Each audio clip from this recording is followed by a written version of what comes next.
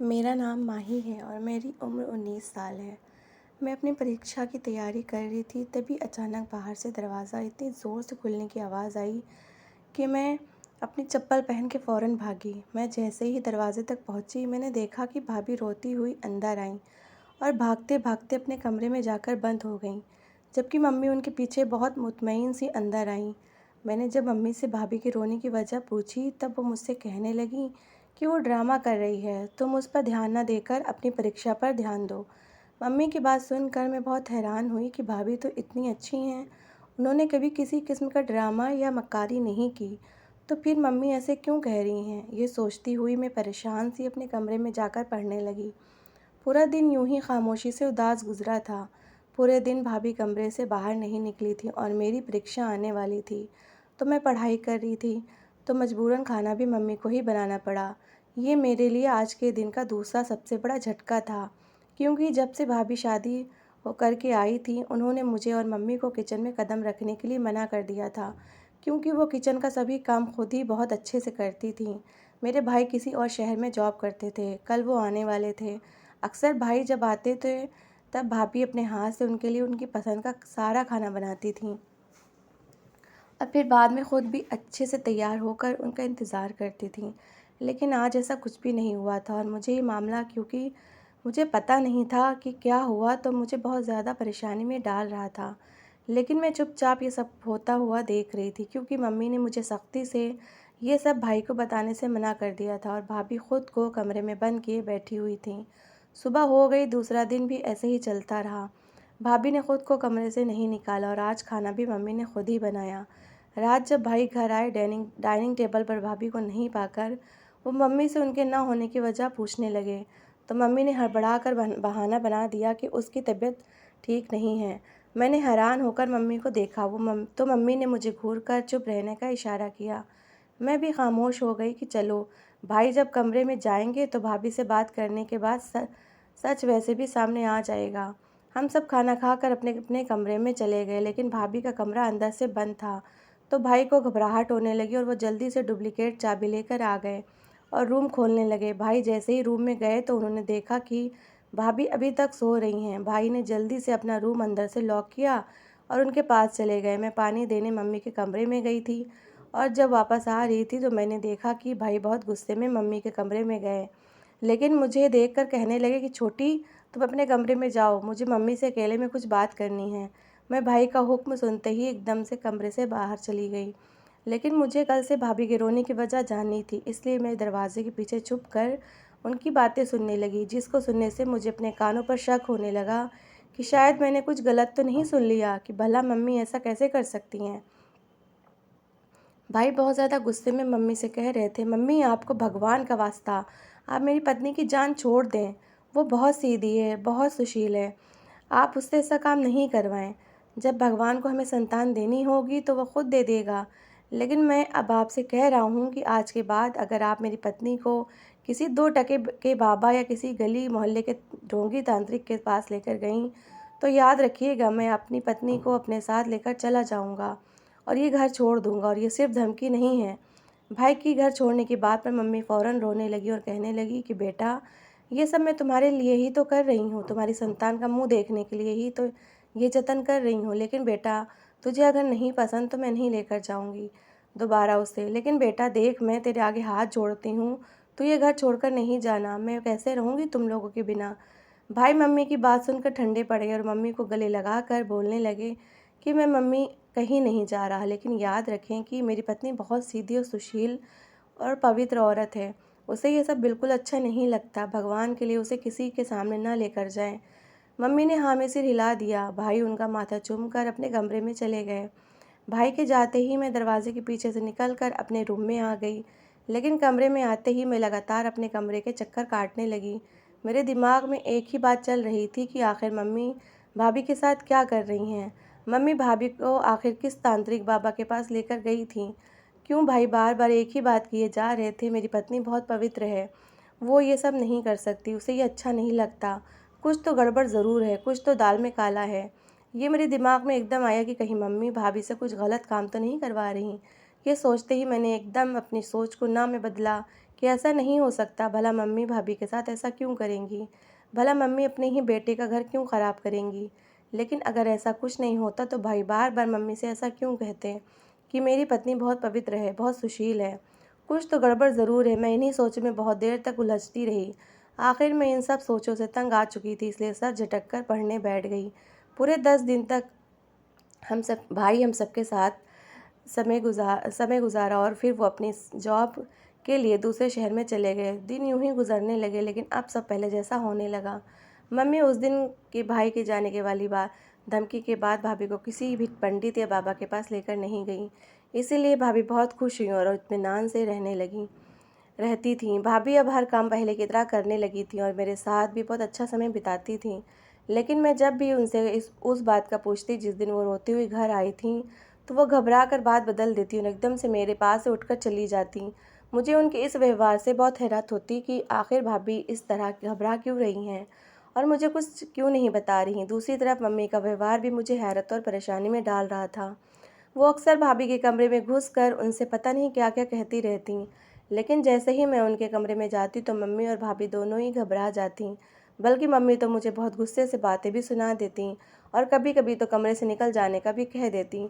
मैं बहुत ज़्यादा परेशान थी और हैरत में भी थी कि आखिर ऐसा कौन सा राज चल रहा है मम्मी और भाभी के बीच में। मम्मी अपना व्यवहार ऐसा क्यों कर रही हैं, जैसे कि वो कोई राज छुपा रही हों। कुछ तो था ऐसा जो गलत था, कुछ तो था ऐसा जो मम्मी हम सब से छुपाकर भाभी से करवा रही थी। लेकिन वो आखिर ऐसा कौन सा राज था। मुझे अक्सर ये सारे सवाल बहुत ज़्यादा परेशान रखते थे। मैं नहीं चाहती थी कि मेरी मासूम सी भाभी के साथ कुछ गलत हो, लेकिन मुझे सच भी तो नहीं मालूम था।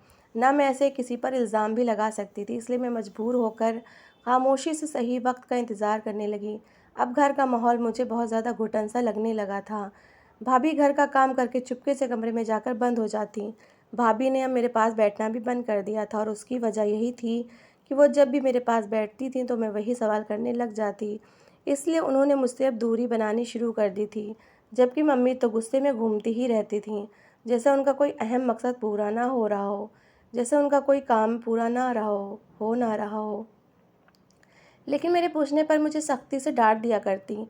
मैं बहुत बेसब्री से भाई के आने का इंतज़ार करने लगी। मैंने तो 3 बार भाई को कॉल करके कहा भी, भाई इस बार प्लीज़ जल्दी घर आ जाएं, मुझे आपसे बहुत ज़्यादा इम्पोर्टेंट बात करनी है। लेकिन भाई ने कहा कि बेटा मैं तुम्हारे बुलाने पर घर आ जाता, लेकिन इस महीने सारी जिम्मेदारी मेरे ऊपर है और कंपनी के कुछ एम्प्लॉयज़ भी छुट्टी पर गए हैं, इसलिए मैं चाह कर भी नहीं आ सकता। बस बेटा, बस कुछ दिन की ही तो बात है, फिर मुझे ही आ ही जाना है। फिर हम बैठ कर आराम से बातें करेंगे। भाई की मजबूरी को देखते हुए मुझे चुपचाप रहना पड़ा। मैं चुपचाप भाई के आने का इंतज़ार करने लगी। एक दिन मम्मी की दोस्त मिठाई का डिब्बा हाथ में लिए घर आईं। मम्मी से मिलकर वो मम्मी की आंखों में कुछ इशारे करने लगी। मुझे उनकी ये हरकत बिल्कुल भी सही नहीं लगी, बल्कि उनकी सारी हरकतें बहुत ज़्यादा अजीब सी थीं।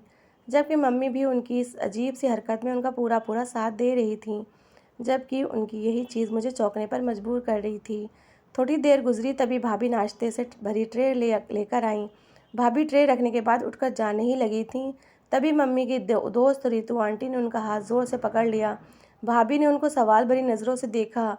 रितु आंटी के कुछ भी बोलने से पहले मम्मी बोल पड़ी, सलोनी बेटा थोड़ी देर हमारे पास बैठ जाओ, मेरी फ्रेंड आपसे कुछ बात करना चाहती है। मम्मी और उनकी दोस्त बार बार नज़रों से बातें कर रही थीं और फिर उन दोनों के चेहरे की मुस्कुराहट मुझे किसी अनहोनी का पता दे रही थी। मुझ पर हैरत के पहाड़ टूट रहे थे। रितु आंटी भाभी का हाथ पकड़कर घमंड से कहने लगी कि देखो, अभी 1 साल पूरा भी नहीं हुआ मेरे बेटे की शादी को, और देखो मेरी बहू ने मुझे दादी का सुख दे दिया। अपनी शादी के पहले ही साल मेरी बहू ने मेरी गोद में एक सेहतमंद पोता डाल दिया। मैं तो बहुत ही खुशकिस्मत हूँ। रितु आंटी का अंदाज़ कुछ ऐसा था कि जैसे वो भाभी को नीचा दिखाने की कोशिश कर रही हों। भाभी भी बेचारी सर नीचा करके सुन रही थीं। वो और कर भी क्या सकती थीं। इतनी देर में मम्मी की फ्रेंड बोल पड़ी। अब वो बाकायदा भाभी से पूछने लगीं, तुम्हारी शादी को 4 साल हो चुके हैं, तुमने कोई खुशखबरी नहीं सुनाई अभी तक?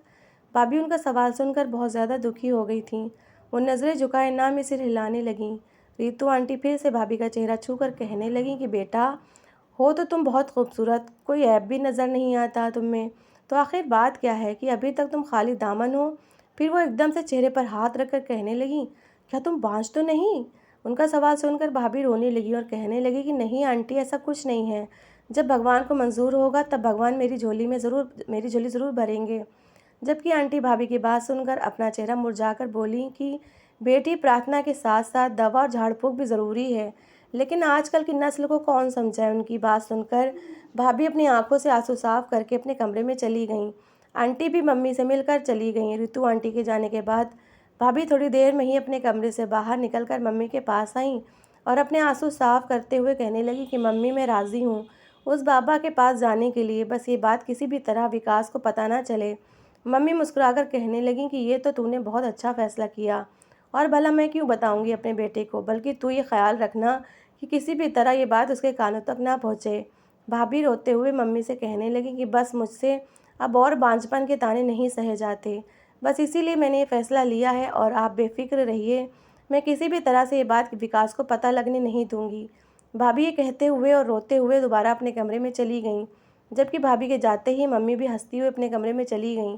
मम्मी का ये व्यवहार मुझे बहुत अजीब लगा, इसलिए मैं भी धीरे से मम्मी के पीछे जाकर उनके दरवाजे के पीछे खड़ी हो गई।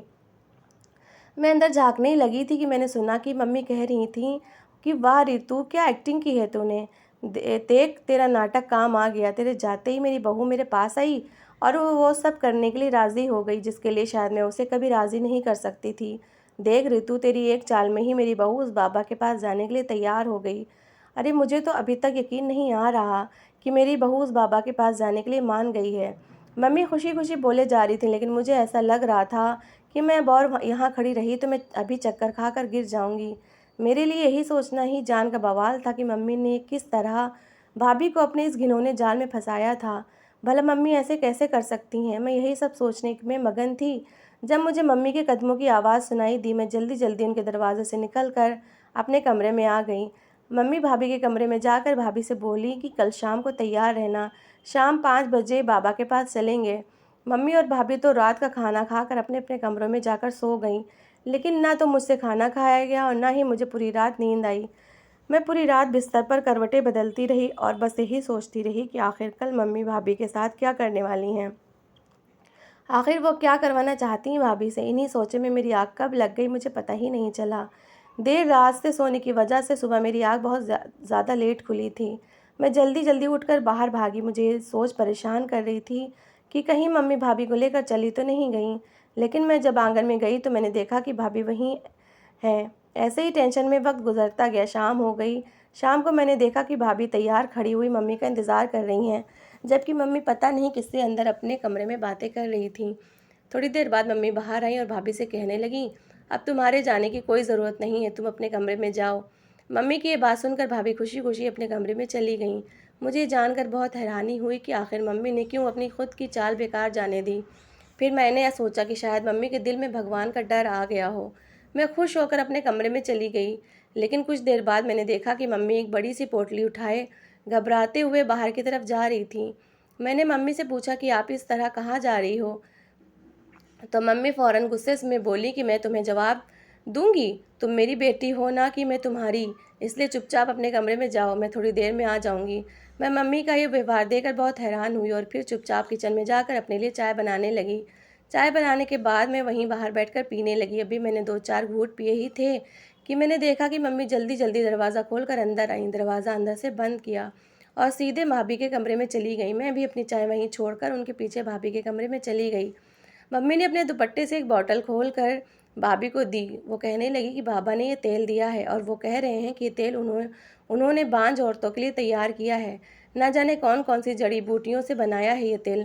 बाबा कह रहे थे कि तुम्हें ये रोज़ाना तेल अपने पेट पर लगाना है, देखना कि तुम कुछ दिन में ही गर्भवती हो जाओगी। और सबसे अहम बात कि बाबा जी ने इस तेल पर मंत्र पढ़कर फूके हैं। वो कह रहे थे कि अगर किसी का पति नामर्द हो तब भी उसकी पत्नी ये तेल लगाने से गर्भवती हो जाती है।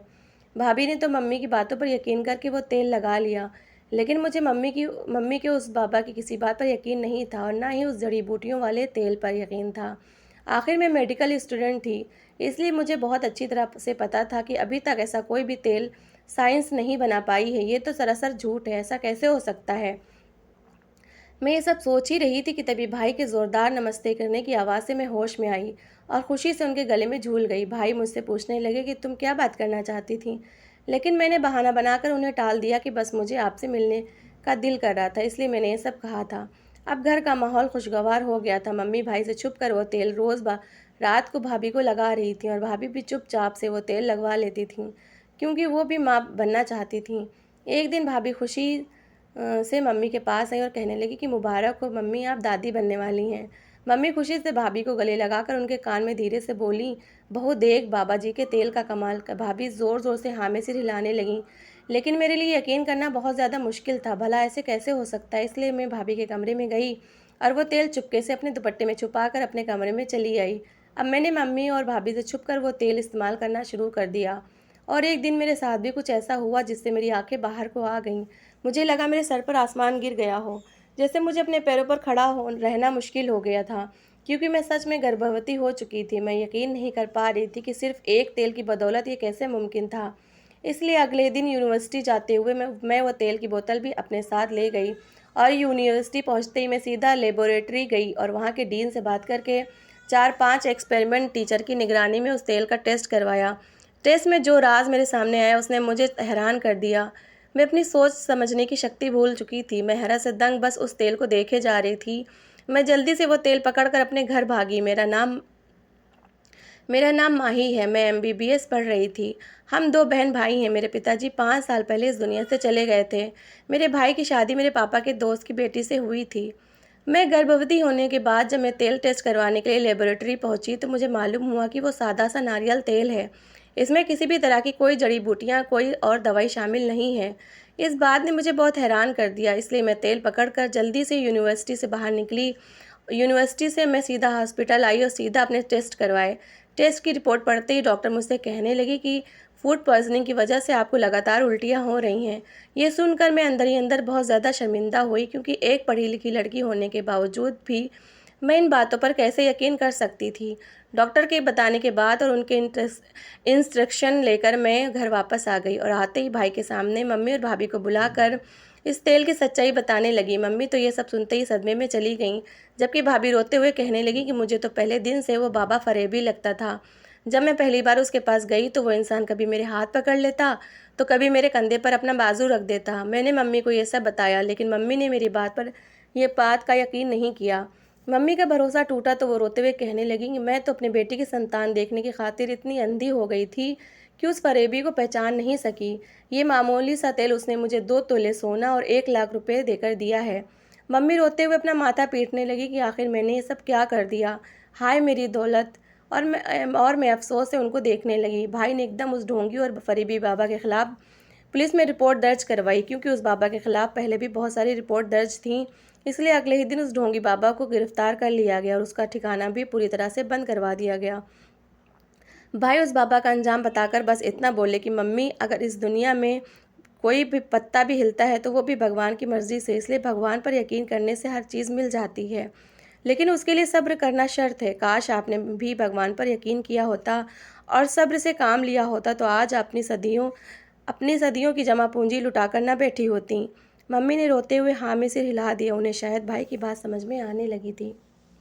तो दोस्तों, कैसी लगी आपको मेरी कहानी? अगर कहानी अच्छी लगी है तो प्लीज़ इसे लाइक करिएगा, शेयर करिएगा और अपनी राय कमेंट बॉक्स में ज़रूर दीजिएगा। और मेरी अच्छी अच्छी कहानियाँ सुनने के लिए मेरा चैनल सब्सक्राइब करिएगा। Thanks for watching.